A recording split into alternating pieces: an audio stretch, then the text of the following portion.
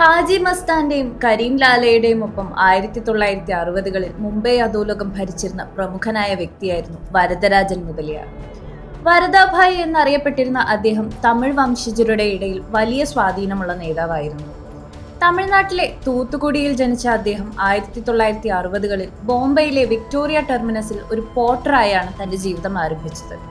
പിന്നീട് കള്ളക്കടത്തിലേക്കും നിയമവിരുദ്ധ മദ്യവ്യാപാരത്തിലേക്കും കടന്നു. മുംബൈയിലെ ധാരാവി കേന്ദ്രീകരിച്ചായിരുന്നു അദ്ദേഹത്തിന്റെ പ്രവർത്തനം.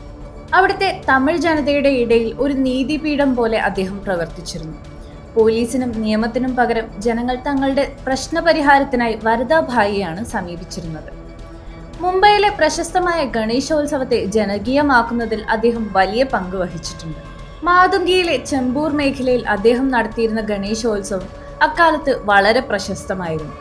കമൽഹാസൻ അഭിനയിച്ച മണിരത്നം ചിത്രം നായകൻ വരദരാജൻ മുതലിയാരുടെ ജീവിതത്തെ ആസ്പദമാക്കി നിർമ്മിച്ചതാണ്. ഷാരൂഖ് ഖാൻ ചിത്രം റയീസ്, അജയ് ദേവഗൺ ചിത്രം once upon a time in Mumbai എന്നിവയിലും ഇദ്ദേഹത്തെ സൂചിപ്പിക്കുന്ന കഥാപാത്രങ്ങളുണ്ട്. മുംബൈ പോലീസിന്റെ കർശനമായ നടപടികളെ തുടർന്ന് അദ്ദേഹം മുംബൈ വിടുകയും പിന്നീട് 1988 ചെന്നൈയിൽ വെച്ച് അന്തരിക്കുകയും ചെയ്തു. അദ്ദേഹത്തിന്റെ ഭൗതിക ശരീരം മുംബൈയിലേക്ക് കൊണ്ടുവന്നപ്പോൾ ആയിരക്കണക്കിന് ആളുകളാണ് ആദരാഞ്ജലികൾ അർപ്പിക്കാനെത്തിയത്. ഹാജി മസ്താൻ സ്വർണ്ണക്കടത്തിൽ ശ്രദ്ധ കേന്ദ്രീകരിച്ചപ്പോൾ വരദരാജൻ മുതലിയാർ മുംബൈയിലെ തമിഴ് ജനതയുടെ സാമൂഹികവും രാഷ്ട്രീയവുമായ കാര്യങ്ങളിലായിരുന്നു കൂടുതൽ ഇടപെട്ടിരുന്നത്.